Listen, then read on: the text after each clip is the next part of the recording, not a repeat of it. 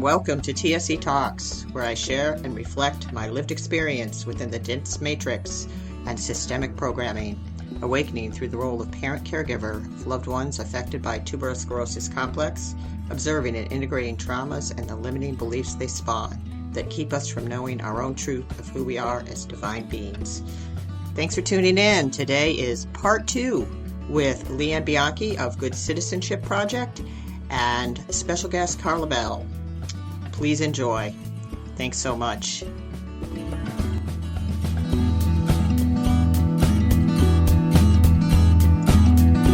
Yep. It was great. And of course, the waitress, Olivia. Again, shout out to Olivia at Antonio's. She's awesome. And she's so good. Everybody I bring in there, and she treats them like they're supposed to be treated, like a human and not a human with special needs. She just treats them like a human. Right. And he walked away and he's like, she's pretty. And I was like, oh, here we go. So he gets to go be a young man. He gets to go be a young man. Yeah. People forget that just because someone's got a diagnosis, it doesn't mean their hormones go away. And on more than one occasion, I've had parents talk to me about, oh my gosh, like he was staring at this girl as she rode a bike by him. And I'm like, good. No, he shouldn't. But that's evidence of the behavior of someone his age. Yeah. He's a guy. Forgive me, but he's got like gonads. There's hormones coursing all through that body. Oh yeah. They're at their peak. A pretty girl. Yeah. He should be noticing someone that's attractive to him, whether it's a guy or a girl. I don't care. But it's good that he's noticing because it says he's progressing in that area along with his peers. And that's something he can talk about with his peers. Oh, I saw this pretty girl at the restaurant. Right. You know, We heard about that. Yep. Yeah. That's right. Yeah. Yeah. I think, having been trained, at an earlier time when working with the special needs population was just that, working with the special needs population, instead of just saying, I support someone and they have Down syndrome or whatever. Initially, topics are like about sex and body parts and relationships were really, really taboo. So once I started over at Seven Hills, I started signing up for every possible. And if any population needs it, these people, where they're at a disadvantage, and there might not be interpreting signs socially, right? Socially, it's a vital importance, especially some disabilities like, I can't even think of it. Willie syndrome. They're overly friendly. They'll run up to anyone, hug them. Party personality. Yep. And they're in danger, until they learn their circle. The mailman is not your best friend, like that. And that is so important. You read too many stories about those about people being taken advantage of with Down syndrome or whatever. So someone who is physically 25, maybe developmentally more like 12, and every Monday gets home from school or program and watches mom watch General Hospital. And what do they do on General Hospital or Grey's Anatomy? I love Grey's Anatomy. I mean, those people are having sex every time you turn around. I don't watch those shows, but I get it. And they're having inappropriate relationships with their boss, and it's all clandestine, and right. So we now have someone who's developmentally 12 but has the hormones of someone who's 25, and they want to do what they see on TV, and they don't understand why it's not okay. Yeah. Yep. Because no one talks about human sexuality with someone who's got an IEP. Because they're too worried about, let's go back to the whole, can you tell the difference between blue and green? No. Sorry. I don't care if you can tell the difference between blue and green. I care if you can tell when someone is not enjoying. Yeah. Can you read the signals? If I take you out to karaoke, which is something I'd like to do with Jack sometime. Oh my gosh.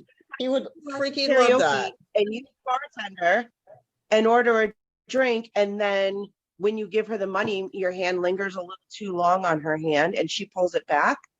Is that going to ruin your night? Or are you able to understand you behaved inappropriately, you made the bartender uncomfortable, don't do that again, move on? Yeah. Yeah. Can you talk about it openly? I used to call them dashboard confessionals. I'd be driving around in the car, and it's funny what happens when you're driving.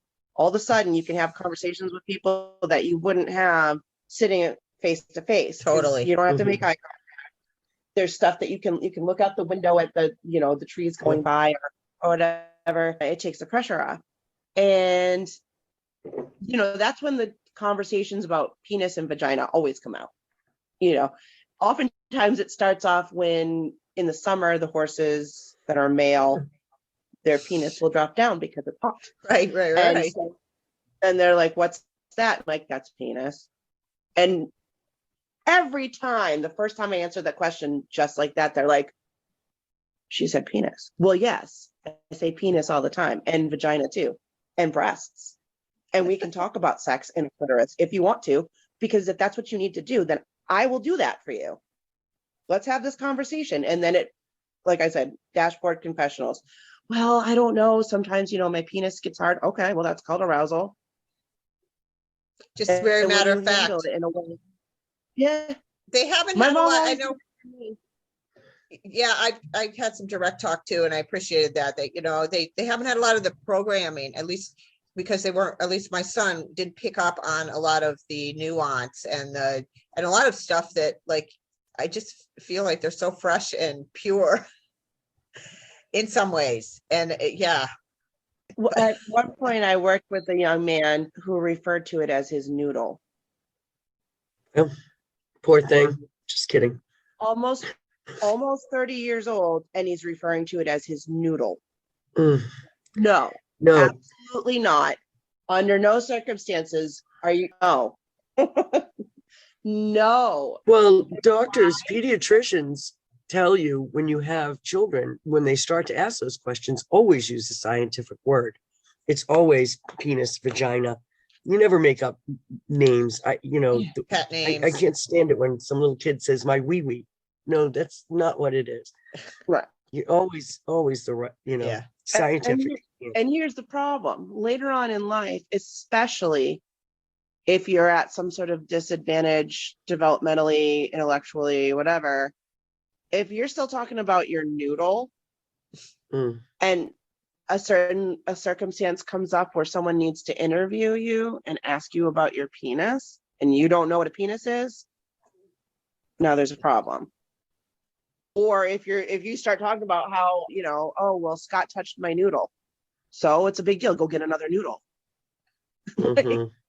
That's, you know what I mean? So I don't know. Like I said, when I had the opportunity at Seven Hills to take all the trainings, I took like autism and sexuality and sexuality in the workplace and relationships on the spectrum or something like that. I did everything I could take. I did, because let's face it, we all could use refreshers anyway. And it's so important to be able to talk to somebody candidly, frankly, take away the stigma and take away the shock value of it, and just say, please don't touch my breast. That's all. It's not bad. Not a big deal. Saying it out. And it's hard to describe, but I don't have a problem. Again, I have been doing this for a really long time. So there's been situations where I've been in the company of someone and they reached out and started to unzip my jacket, and I'm okay with that. Like, what do you want to see? The shirt that I'm wearing underneath? Do you like playing with zippers? Does it sound cool? See, there's those why questions again.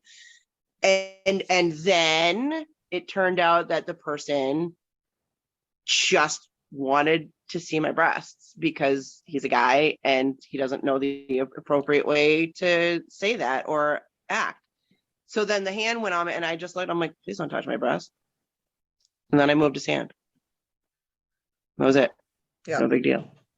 I didn't file an incident report. I didn't, make a big deal out of it. I let mom know that I used the Right. word breast and this conversation was had, but they're people. They're Yes. Mm. They just haven't, they don't know. They haven't had that And lived experience. education, Well, yeah. and that's their lives could be ruined by one Totally. mistake, just like what you just described. That would be Totally. it. Yep. Oh yeah. And it happens. I have had to sort of reverse some of that, with people that come to me, and then, like I said, I would wait to read the file, and then so we do the intake, and they're going to start at the program, and everything's great, and you'll be on the life skills track, whatever. And then I read the file, and it turns out this person is a registered sex offender because they were fondling a 14-year-old when they were 21. 5 minutes spent having a conversation with this individual, and it's absolutely clear that there was no knowledge of what was happening. And at that point, it could have been argued that the 14-year-old person knew more than the 21-year-old person. And It's tragic. in my opinion, took advantage of the situation, knowing that the 21-year-old person was going to get in a lot of trouble. It's tragic. It is. And It happens too often. Especially when you get that population leaving high school, Mm-hmm. hormones are raging, they see their peers behaving in a way. I mean, I heard stories of 11-year-old girls performing oral sex on the back of the bus, and being fully aware of what they were doing. It wasn't one of those things where, like, I'll give you a lollipop if you. Right. They were like, hey, let me do this. Oh yeah. Younger and younger. Oh my goodness. much. Yeah. I mean, I was 11 and a boy tried to French kiss me, and I was like, what is that? And he's like, that's my tongue. And I'm like, ew. And now they're giving blowjobs on the back of the bus. And they're like, what is going on? And in the bathrooms too. Yeah. Everywhere. Yeah. And, I had a conversation with a young lady about that. And I said, so, I mean, I'm glad you didn't have actual sex, but why would you do that? Oh, because I can't get pregnant. So I can do that and it's fun and he'll still like me, but I won't get pregnant. Wow. Key words. He'll still like me. Yes. Yeah. But it's fun and everything. And I mean, it's okay. Powerful. True. You're right. You can't get pregnant. And I'm glad you're having fun. You should be having fun at 11, but that's not how I would. It was the I want to keep him. That what Jill said. He'll still like me. Yes. Yeah. Who cares? And that falls back on the society that doesn't really allow for a lot of candid conversation about sex. Carla, you met Judith. Jill, I think you did too. Yes. When we had the clinic at the farm. Yep. So, she's from Germany. And often she will sort of the cat's back. We'll refer to this prudishness that we in America have, and why sex is such a big deal, but at the same time not such a big deal. Like, we give it away all the time, but yet won't talk about it. It's ridiculous. And yeah, Europeans have really is a lot more open-mindedness, I'd say, or tolerance. It's not so extreme. I think that's what you said already. It's just it's so and same thing. I mean, I remember being maybe 4 or 5, and my Italian grandfather and German grandmother would, get out those little demi-tasse cups or the sherry glasses, and they'd give us all a splash of wine at dinner. Why not? Right. That's what grown-ups were doing, and let us, like, my grandpa would always give me the cherry from his Manhattan, which explains why I would fall asleep so easily at their house. But anyway, I have one more question for you before we end. Yeah, we should probably get back on track. Yeah.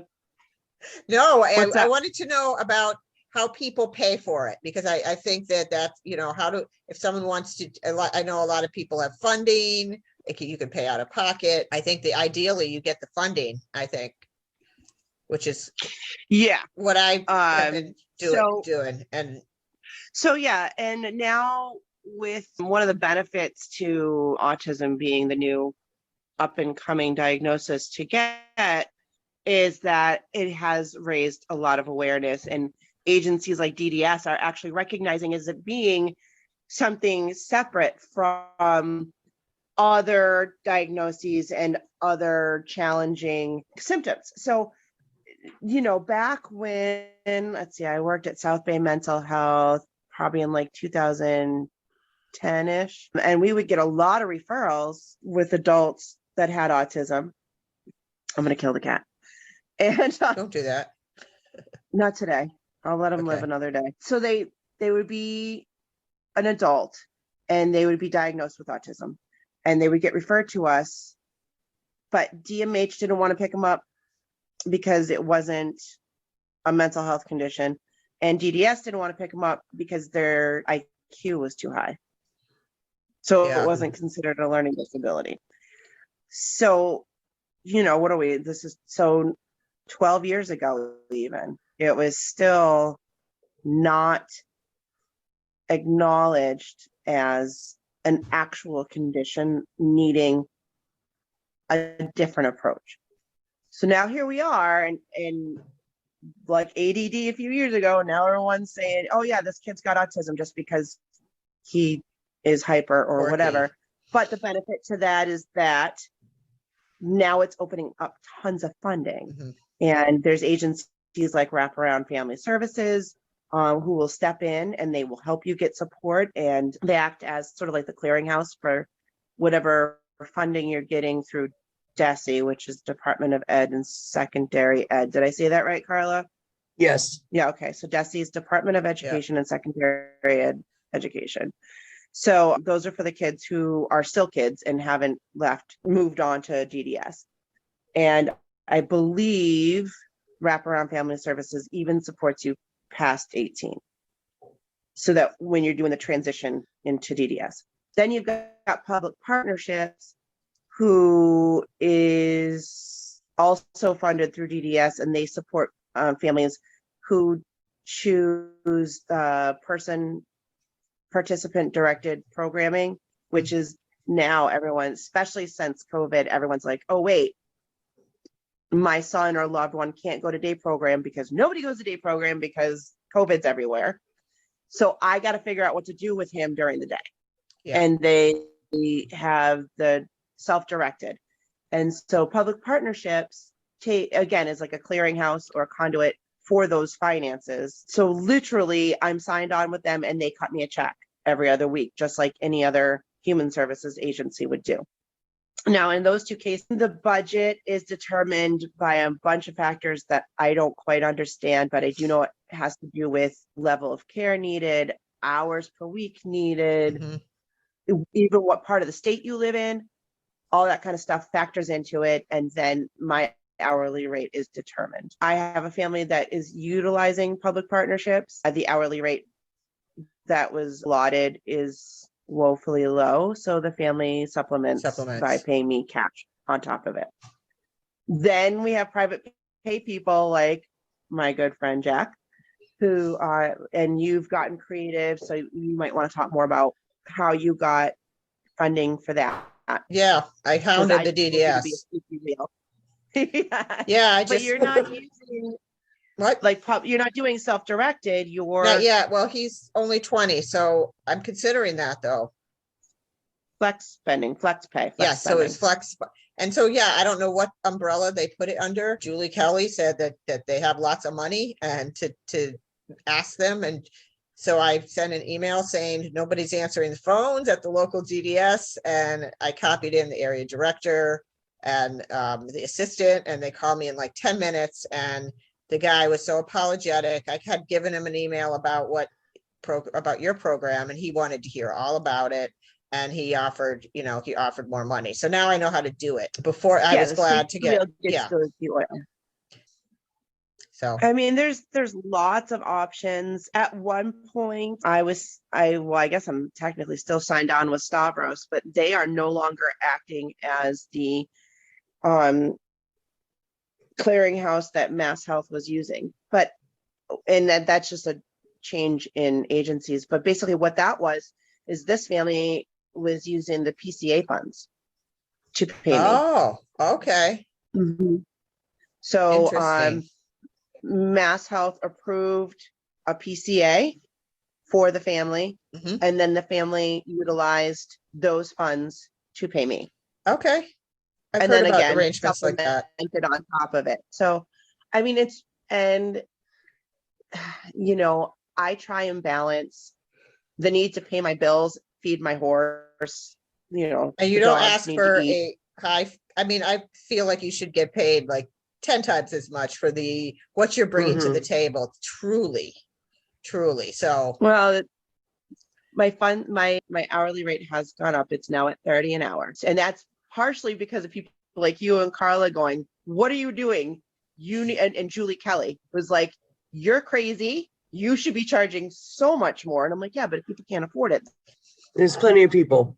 there's people though that There are, but there are plenty of people who are, not necessarily able to swing $30 an hour. And I say that I start at 30 and I do charge the mileage and, reimbursement if we go out to eat, but I'm not locked into 30. And if someone needs the services and they're not going to be able to do it because I charge 30, then I'll work with them. You know what I mean? And I was a single mom. I know what it's like, and I'm not here.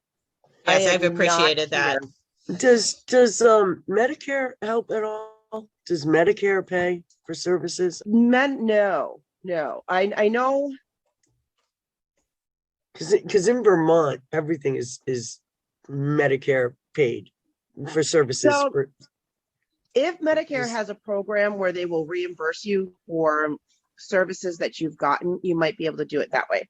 But right now, particularly since I don't have any letters after my name, I'm not an MD, I'm not a BCBA. Oh, right. And none of those things. I can't, I'm not recognized as a service. It's not like when you go and get physical therapy or get occupational therapy or ABA services, even in-home ABA services. If you look at the books, it's billable, but only because that in-home ABA therapist is being overseen by a BCBA. So in order for me to be recognized as an agency or a legitimate service by any insurance company, in Medicare, Medicaid, Mass Health, I would have to have some letters on after my name. So that's a long-term goal, but right now it's just me. Yep. And so many people, Carla, you included, have said, oh, you should go nonprofit. And that even is not very attractive because becoming nonprofit would therefore make I'd have to answer to others about my choices, my pets. If I were to say if I were to fall under the Seven Hills umbrella and Seven Hills approached me and said, come be part of us. You can be the Good Citizenship Project at Seven Hills. Then strings attached. Right. Johnny would have to be a certified therapy horse. For me to bring my dogs anywhere around the people that I support, they would have to be certified therapy dogs. I probably wouldn't be able to use Ralphie because of breed discrimination. I don't have any DNA tests, but you look at him and most people naturally assume that he's in the bully breed. He probably is. He might be a lab pit boxer mix. I don't know. I got him from a shelter. I choose not to find out because I don't want those problems. Yeah. Out of the two dogs, Shelby has more fear-based aggression, which is still very low. And I've had them temperament tested, just so for anybody who's listening. But Shelby, it has more fear-based aggression than Ralphie. I mean, Ralphie seems to know that he's big and has a big mouth, and therefore is so confident that even, the horse is coming at him or another dog, he's just like, hey, how's it going? whatever, I'm fine. Jack's met him, right? Did you? He was in the car once, right? Yeah, I think so. Yep. Dropped Jack off. That who that was? Okay. Yeah, and I mean, he comes around. I bring him around everyone because he's like the Forrest Gump of dogs, you know?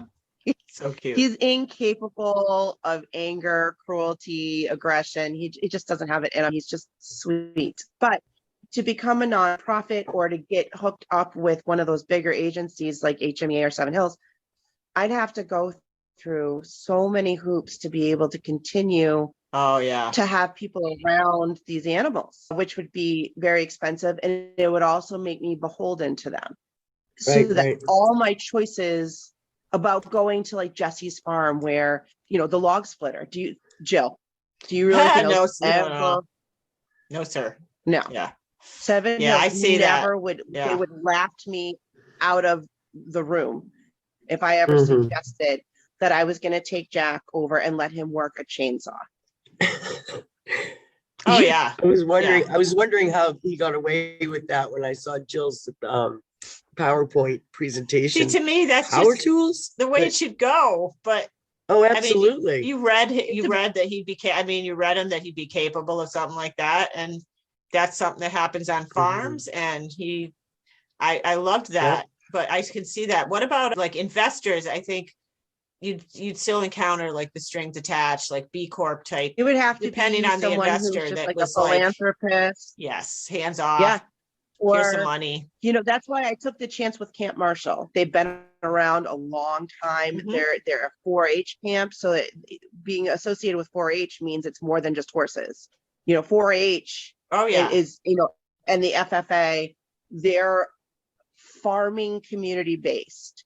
So I'm taking that chance and trying to hook up with Camp Marshall because it is 4-H, because as an organization, 4-H recognizes the benefits to the skills gained working on a farm. I mean, you know, Julie Kelly and I were talking about this. Carla, I think I touched on it briefly with you as well. And I hinted at it with the whole thing with Phil Philbin and slave labor thing.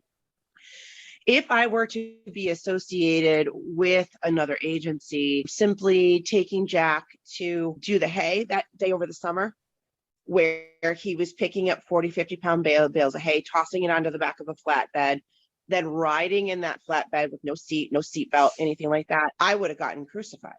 Oh yeah. I would have gotten crucified.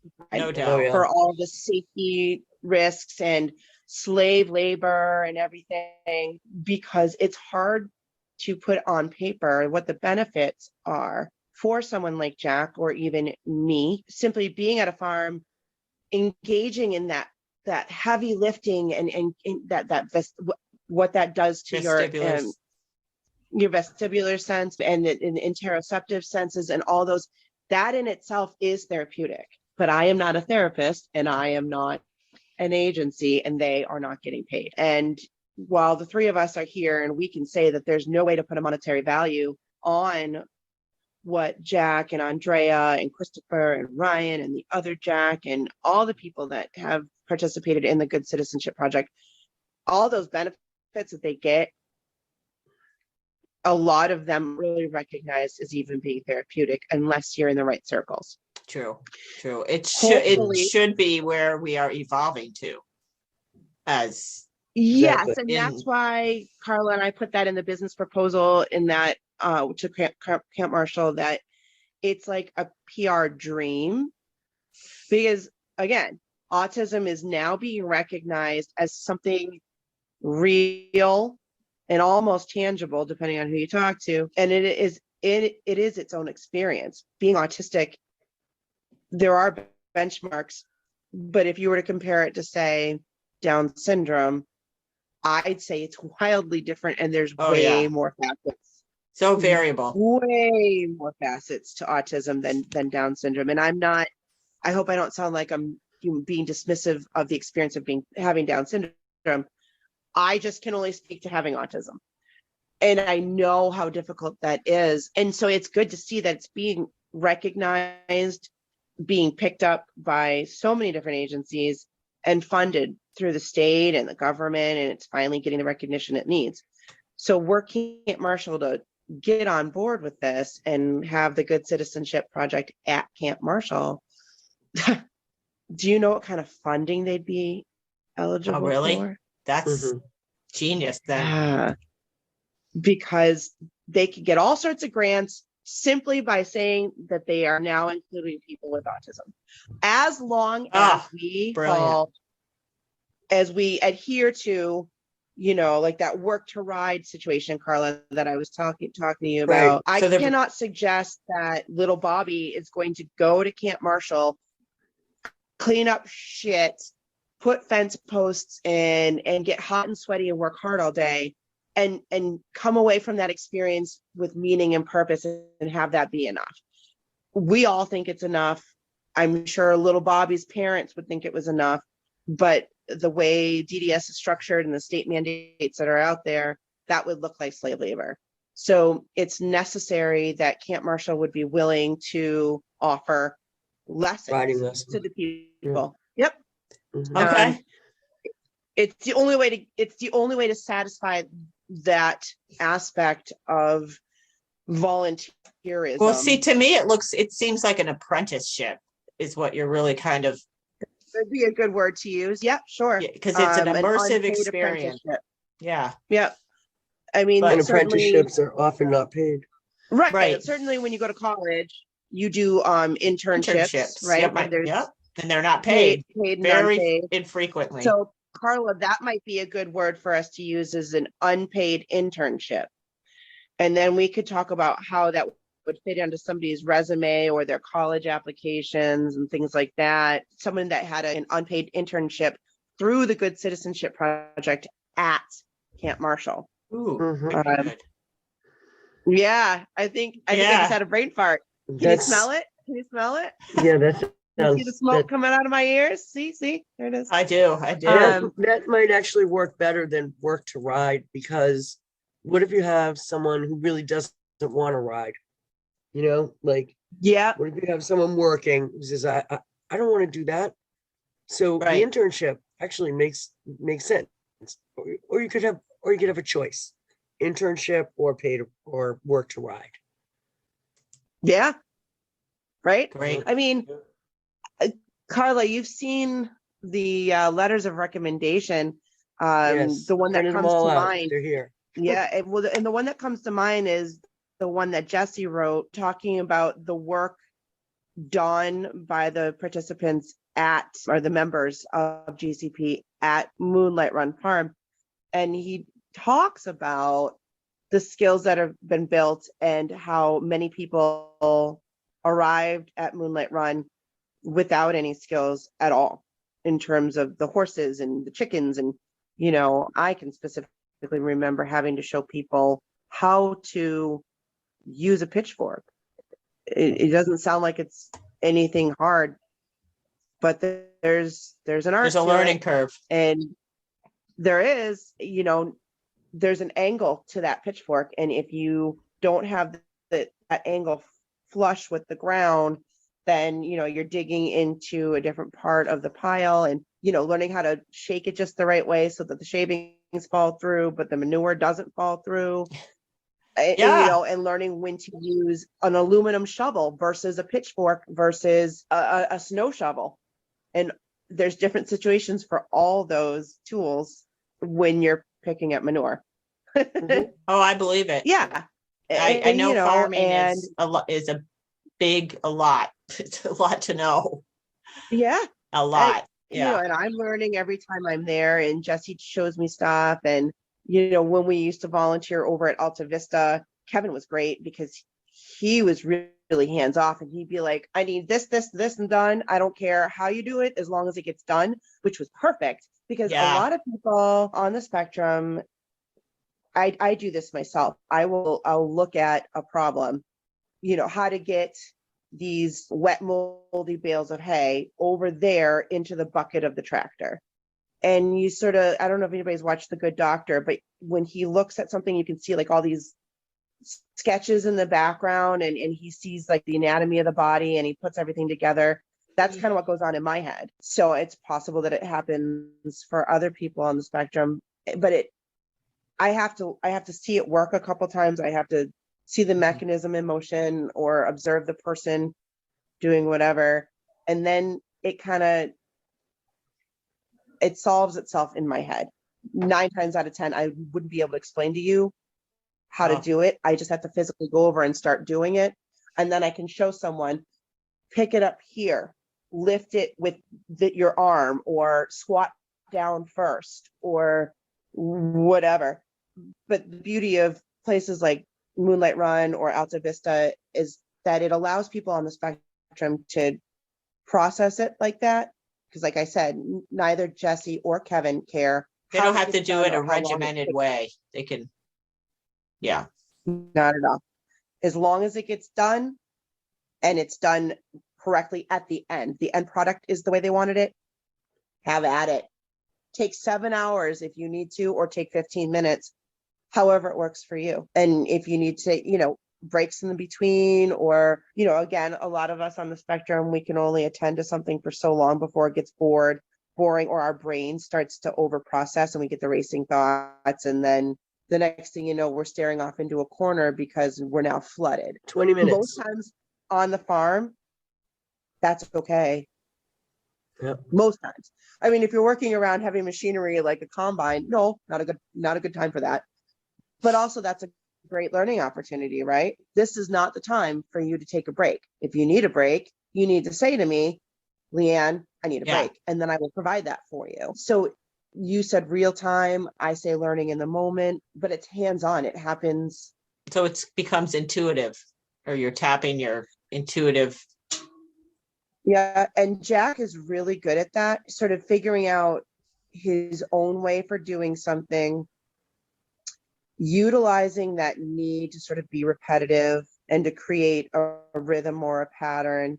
He's really good at executing and creating that environment for himself if you give him the parameters and then step back. And you have to have a Montessori approach.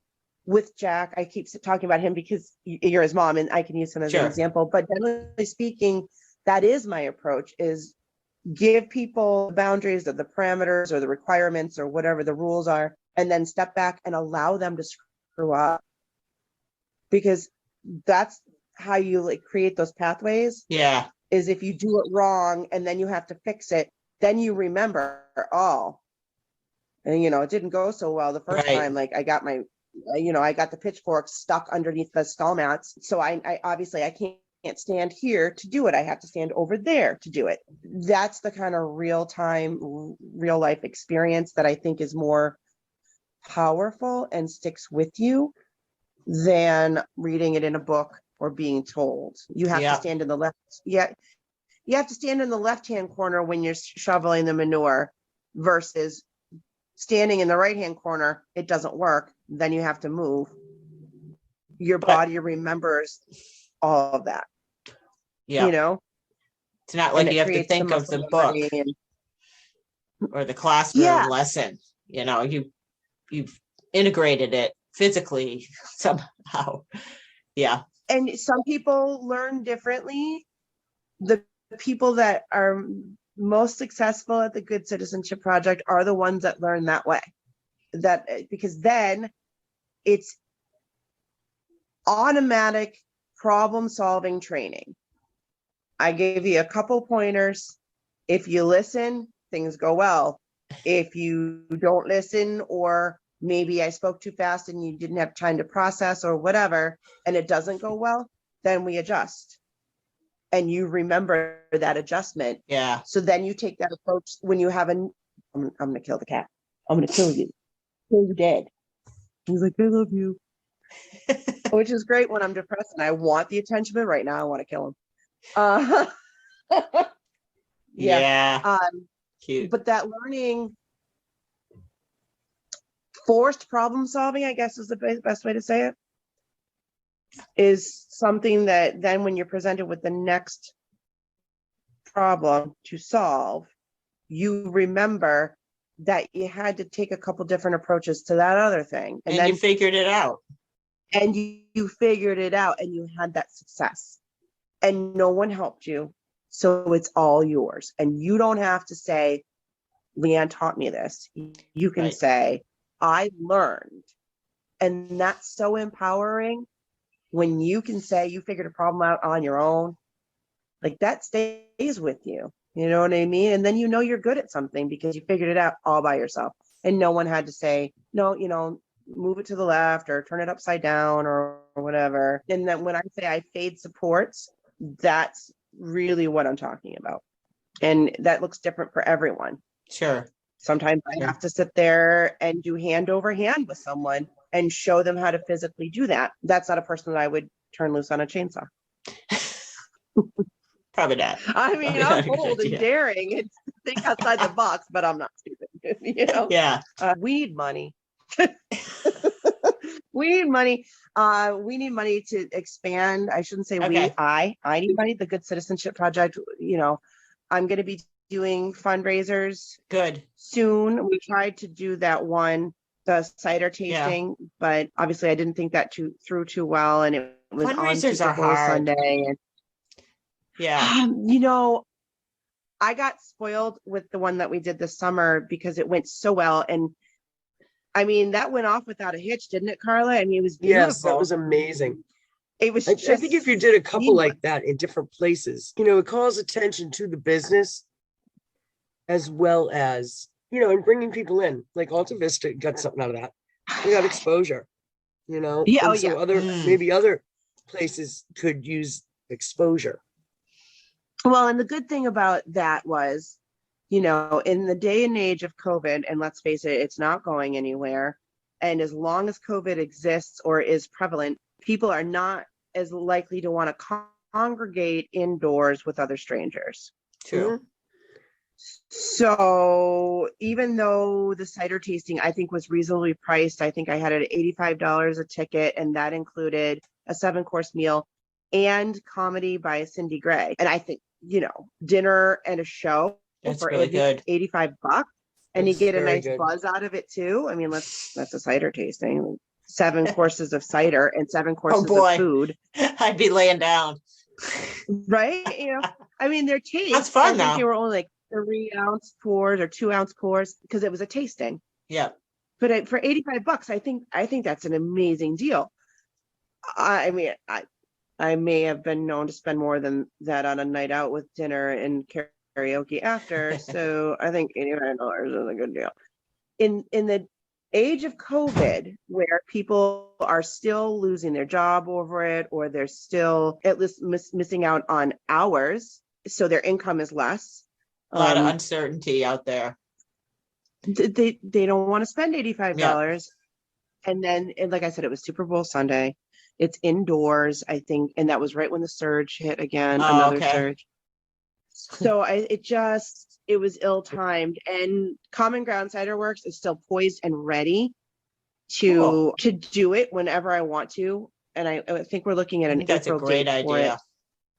But, you know, we're still looking for a new home, which I guess probably should get discussed. I mean, that's part of the reason for the podcast, right? Sure. Is to raise awareness and so we're looking for a home base, and it's a very specific situation. I have these 2 goons over there. See them? Say hi. They're sleeping. So I have 2 dogs that need to come with me, and obviously Eli, the love slut, would come with me too. So already that limits the farms, because, you know, if they have other dogs or whatever, then that has already proven to be a reason that one farm didn't want us to come there. They're like, we already have 3 dogs and 2 more is just too much. Sorry, good luck. And I'm finding too that small private barns, you know, the one where maybe it's just them or they have 1 or 2 boarders, are really nervous to have the special needs population. That's how it was worded to me.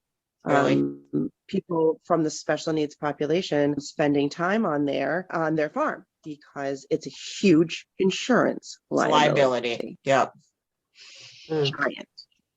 And I have dealt with a farm in the past that didn't want me bringing the members of the Good Citizenship Project there to work with Johnny because he is not a therapy horse and I am not a therapist. So they were afraid that there could be fallout from that as well. So what I'm looking for is a live-in caretaker position on a farm that is friendly to the idea that folks like Jack and Andrea and my other Jack and Christopher and all those guys who are wonderfully capable, kind, willing individuals that want to come do farm work will be there. I think there's still a stigma. I think people still make the assumption, oh, they have autism, and they're thinking it's going to be, you know, Rain Man. Right. And they don't understand that even Rain Man at the end of the movie is capable of doing certain things. They're expecting that, you know, something's going to go wrong and the person will start hitting flip out or run away. Set the kitchen on fire. Unfortunate. It's just heartbreaking that that's what it's come to.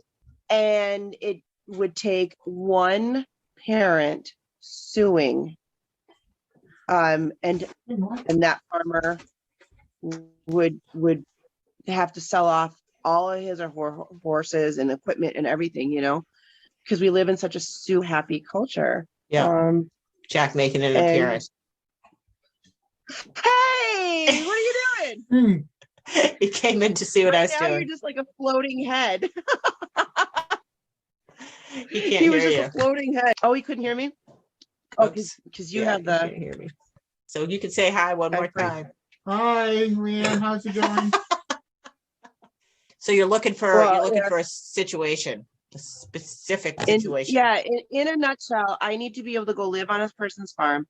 I would be the one that was ultimately responsible to make sure stuff got done properly, and like all the faucets are turned off and the gates are all locked and, you know, there's no nails sticking out and stuff. But majority of the labor would be done by the members of the Good Citizenship Project. And, you know, Jill, you know, Carla, you know, I don't just work with anyone. I gotta talk with the caregiver or the parent first and make sure that I'm a good match with them. Yeah. And then really I need to meet the individual and make sure that they are, you know, a good match for my personality, but also not a safety concern and willing to do this work, because it's hard work. There's smells, and you get dirty and you get wet and you get cold and you get hot. It's farm work. So I don't just take anybody over to someone's farm. I make sure it's a good fit. I make sure that they're capable of at least learning how to do the work, and I will support them and FAID supports as needed. But it is a very specific situation because I'm not giving up. I'm happy. I think you'll find it. If I'm going to move, obviously there will be a period of time where I have to rebuild my clientele. So there would be no members of the Good Citizenship Project left to do the work, depending on where I move. So I would need a grace period to build that up again. And I do have people that I love that are here in the area for our home base. Donations are always really welcome. I would love to have someone show me how to set that up, where there's just a link on the Facebook page where someone can just and make sure you should be able to link that pretty easily. I'll have to look at the steps. People understand that I'm not a not-for-profit, though. I am a for-profit person. I can't even say agency. I'm a person that's for-profit, and that's the money that I bring in. This has also been a bone of contention for some people who contact me. When someone pays me an hourly rate, they are not paying me to just be a plain old job coach that points and says, put tab A into slot B. I'm teaching social skills and distress tolerance and interpersonal effectiveness and emotion regulation and mindfulness and how to be kind to animals and problem solving and how to do this in an efficient manner. It's a whole package. Again, I'm not good at doing my own horn, but I'm damn good at what I do. And I would absolutely say that. Yes, your heart is best in the people that I support. Like, they become part of my family, and they're like my nieces or my nephews. Christopher's more like my son. So So when people are complaining about or questioning why, and this was literally said to me, so you want me to pay you to make my kid do slave labor? No. The person was uninformed. So yeah, people have said that to me uneducated. when they don't understand what the program is. So, Right. yeah. It makes no sense. Not anything like that. No, I know. If a person is struggling or having a hard time or it's too heavy, or I jump right in there. They're there to learn And skills, again, if the work is not transferable getting done, skills. They're very transferable Plus. skills. They're marketable, hireable, resume worthy skills. Yep. And that when someone pays me, that money, yeah, it pays for my phone bill and it pays for the car that drives these people around and it pays for the horse that allows them to love on him and it pays for the dogs that bring them so much joy. Infinite value. You know, and I would love it if people could afford to pay more than $30 an hour, but the whole paradigm of society needs to change too, for that to people to really understand the value of what you're offering. It's so what's needed on every level. We've become this like externally focused degree. You got to have the degree, you got to have the resume, you know. We're not thinking long term here about this particular population. If I could have focused long enough to complete anything more than associates, I probably would have. But I wasn't actually so successful at school until I was in my 30s, when my brain had matured, my maturity had matured, my ability to focus and retain information had matured. And, you know, between you, me, and these four walls, I went to Salter College, which is now defunct and is being investigated by everyone and everything, Sally Mae and all of them. But you know what?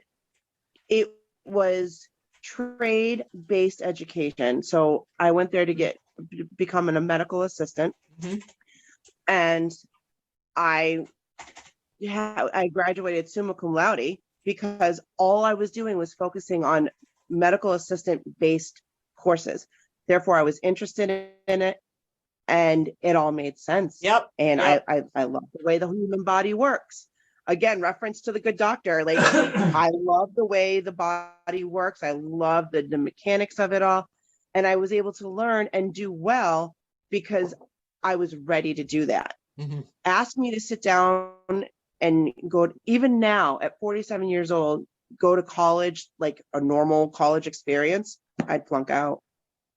Well, again, our education system is not designed for anybody that's outside of the very narrow little strip of what I think a lot of people would benefit from very alternative styles of, you know, higher education. Sure.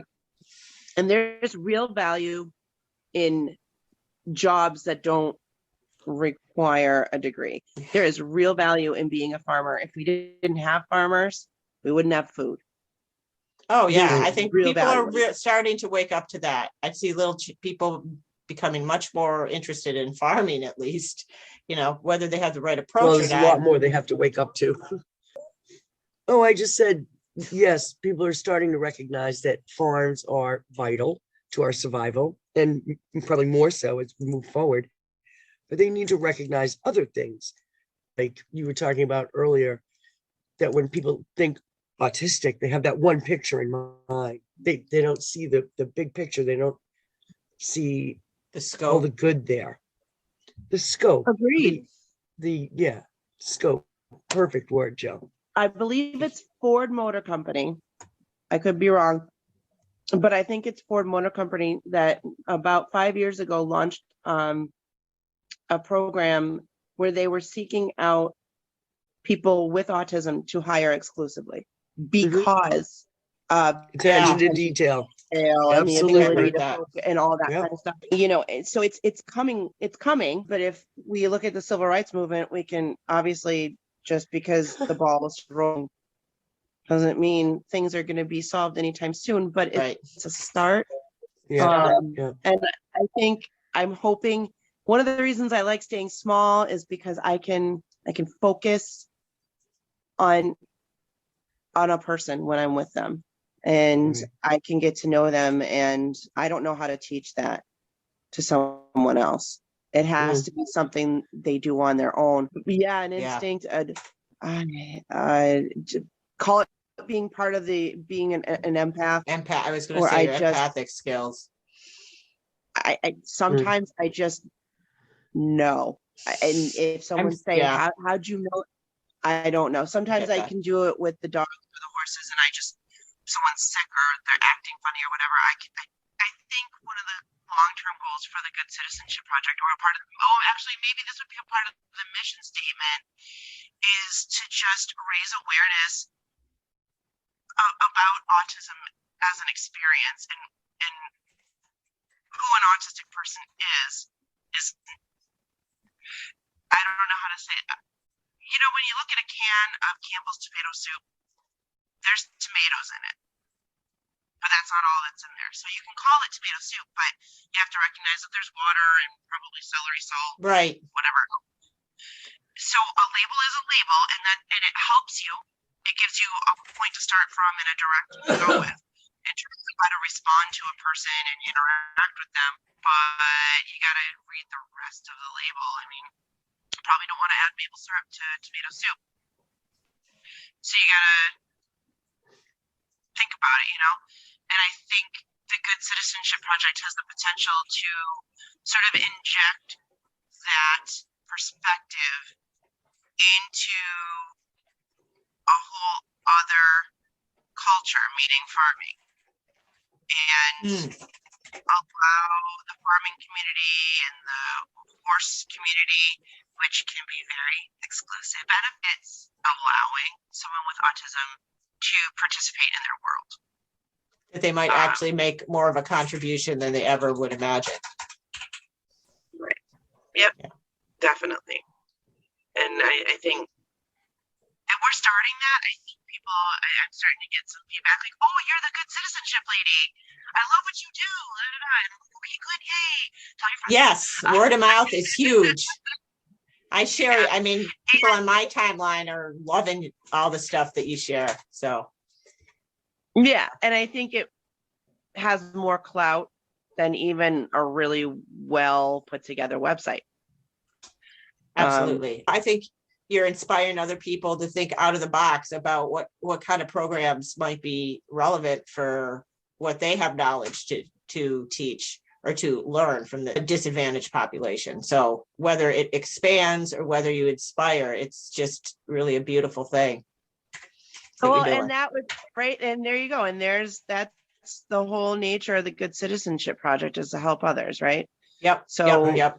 I stay small, and a very kind person, she heard that I was kind of getting panicky because, the move out date here is June 1st. It's not June 2nd.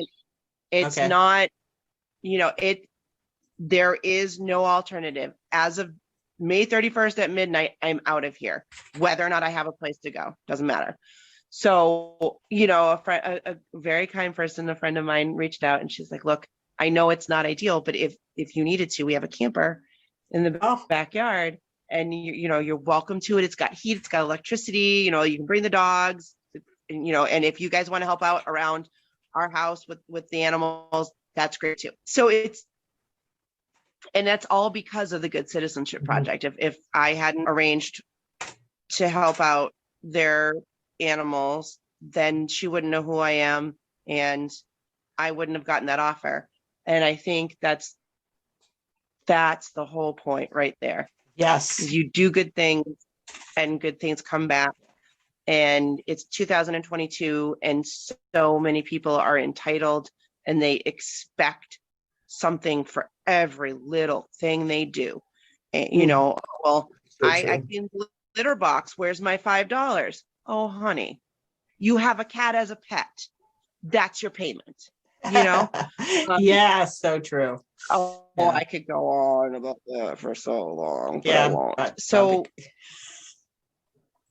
I think I'm hoping that the Good Citizenship Project helps to spread that message. Be kind to others, and it has its own payment. And if you're doing it for payment, then don't do it.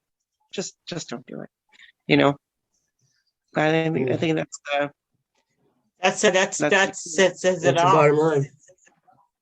yeah. So, All right.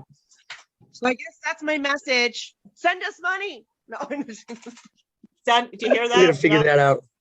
Carla, I didn't really introduce you, and I know that you're helping Leigh Anne with her business plan. I know you have a background in special ed, and if you want to give yourself a shout out, please go ahead. Because I'm gonna let this be Leigh Anne's show.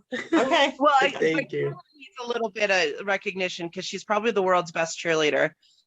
And from the very beginning, way Awesome. back when I first started to try the very first fundraiser with the GoFundMe page, she just jumped right in and, you know, picked up the cause. And despite what could have possibly been a really bad experience,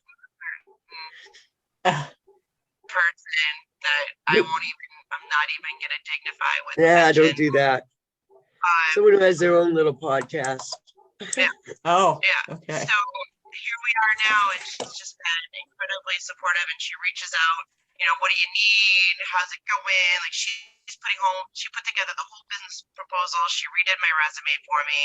She's printing out all these letters of recommendation. Thank you, by the way, Jill, for yours. Oh, you're welcome. And you know, and that's going to be the crux. I think the program is so fabulous, and I have never seen anything like it, even in Vermont. And it's just so good all the way around. It's so authentic. It's a win-win all the way around. Well, maybe some really generous philanthropist kind of person will hear about it, and then they'll be like, hey, let me buy you that farm in Holden on the Princeton Sterling line. Wink, wink, hint, It could happen. Yeah, that's what we need. Yep. That's what we need. Okay. We're setting that intention. So thank you very much, everybody. That was all right. Thanks, Jill. Thank you, Carla. Thank you, Leigh Anne. Take care. Have a good day. Thanks, Leigh Anne. You too. Bye, guys. Bye.